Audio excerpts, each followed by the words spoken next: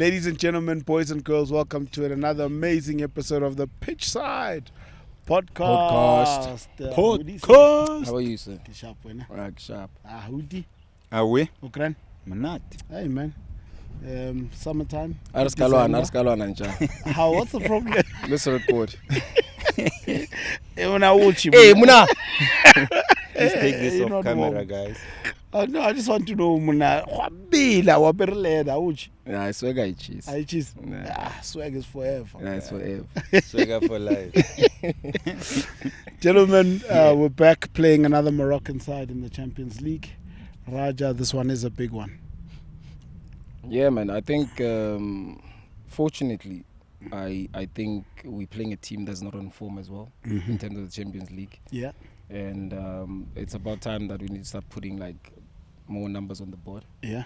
And then the situation is like the last time we were in this position, which was like 2018 or something, like we never qualified to the second round. Yeah.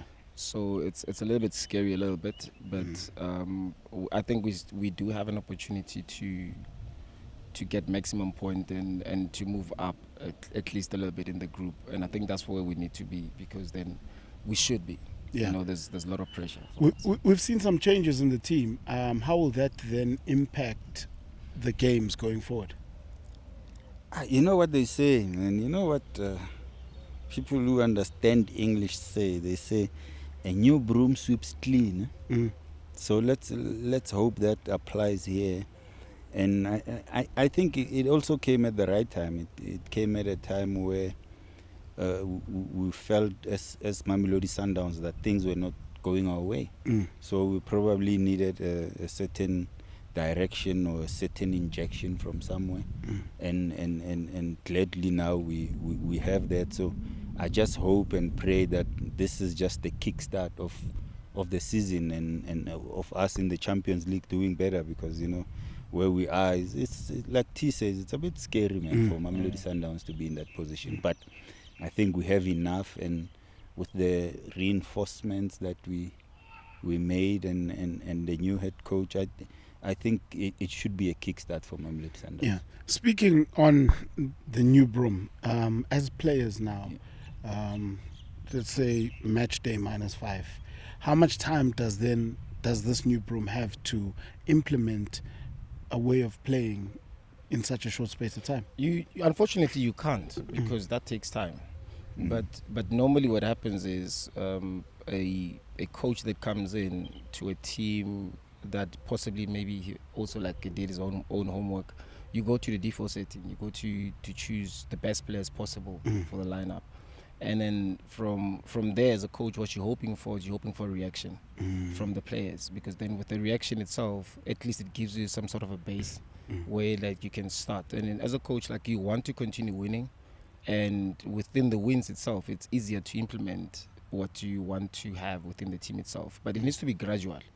And I think that's one thing that we struggle this season, because then we just changed from playing a certain way to a certain way without any progression, you know, without any given time, and you have so many good players within the team. So with the new coach, with this new philosophy, fortunately I was on the press conference when he spoke about how he wants the team to play. So he looks like a coach that wants to play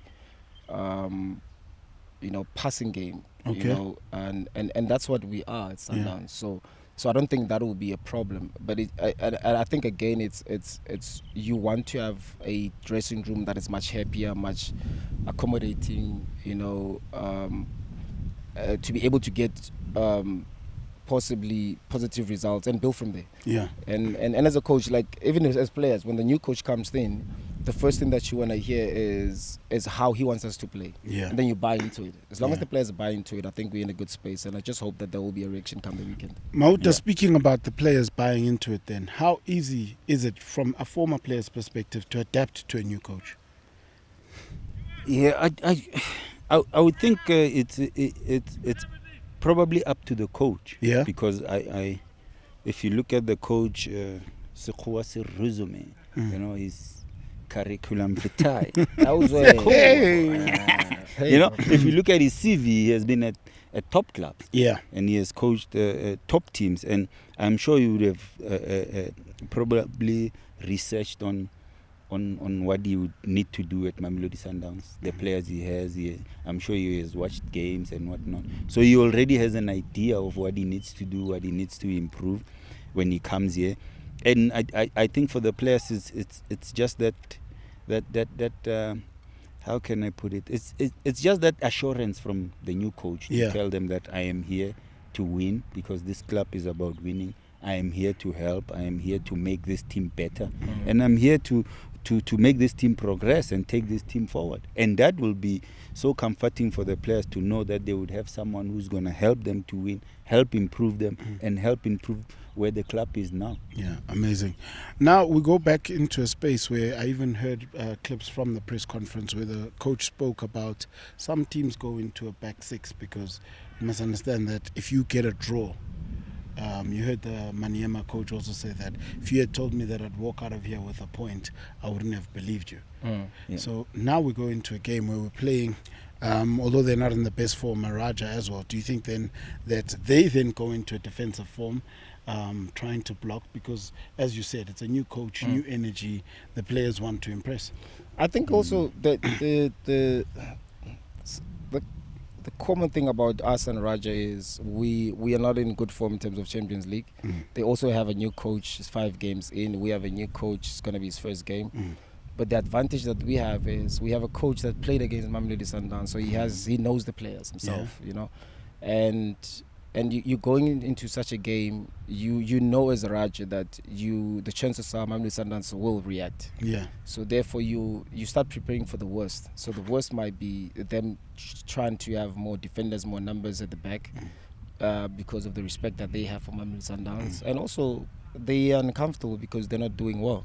And we're playing at home, so we should be able to go back to our default settings and trying to dominate. And I think we do have the players, because I believe at times, like as a footballer, we always want to play for somebody that believes in you, somebody that makes you feel better.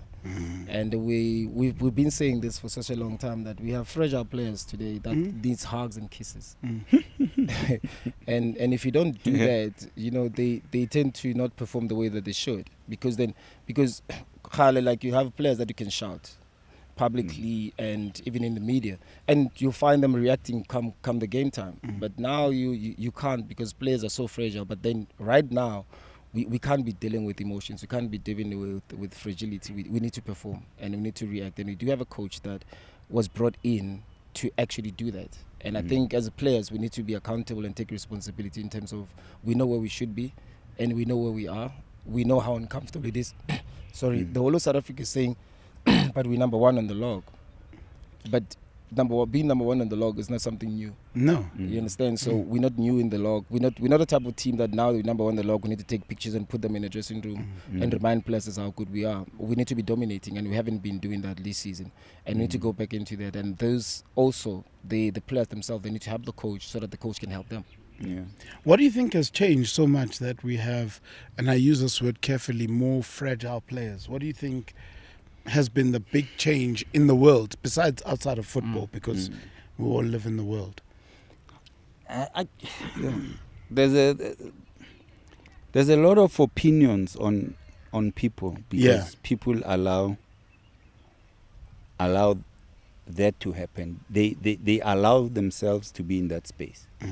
Your Twitters, your Instagrams, and you want people to follow you, but once they start speaking negative, you become, you start becoming defensive. And I'm not gonna say when I played there was no such, but I don't think in our time the hype of the social media was as much as it is now. Yeah. Because that plays a role also. Because I would come to training and the only thing I'm worried about is Coach Pito. But now you come to training, you're looking at your feed and they're telling you, no, you didn't have a good game. Those things affect you mentally. And you come to training, well, like Tico says, as fragile as you are, But for us, I think we didn't have hard skins, but I think we just didn't have any thing to worry about, like more stuff to worry about, more people to worry Okay. about. We didn't need likes. Okay. As you know. But We didn't need double tap. yeah, so now they want double taps, they want the loves and the hugs, like Tico says.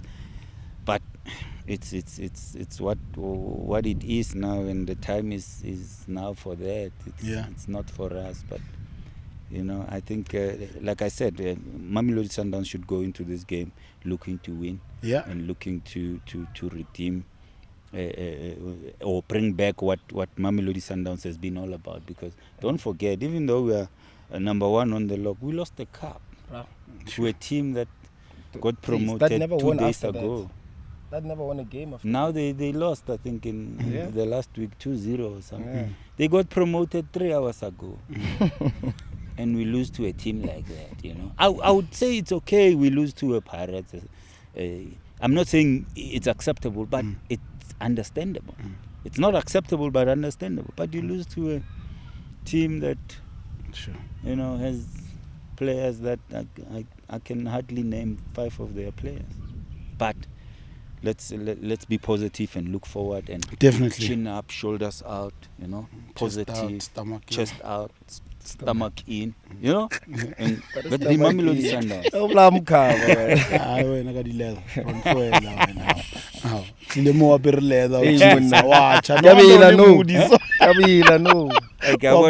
You can't stand still, Bizul.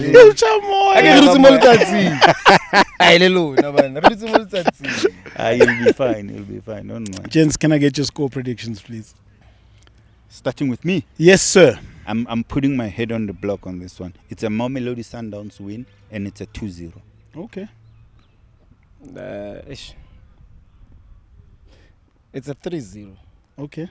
Merely because the coach has a responsibility to the fans and to South Africa to announce himself, you know, and the players have a responsibility to react because they should react, and it's imperative as to then how they react, and we can't keep dilly-dallying as to then think or di sharp on the not, and we need players to really come back and be the Mamelodi Sundowns that they came to play for. Yeah. And this is an opportunity for us to go back to where we belong. It's not going to be easy, it's going to be tough, but the players have a responsibility to make it easier for the coach. And once that happens, then we'll actually have a joy and also have a fair chance to see what style of play that the coach wants to have. So for this weekend, I think for me, besides the performance itself, I think it's a game that we need to win convincingly, so that we can bring the fans back 100%. And I think that will also build confidence, as you said, in the fans and everybody else that win follows, for and me. Also people will then remember this is Mamelodi Sundowns, which they should.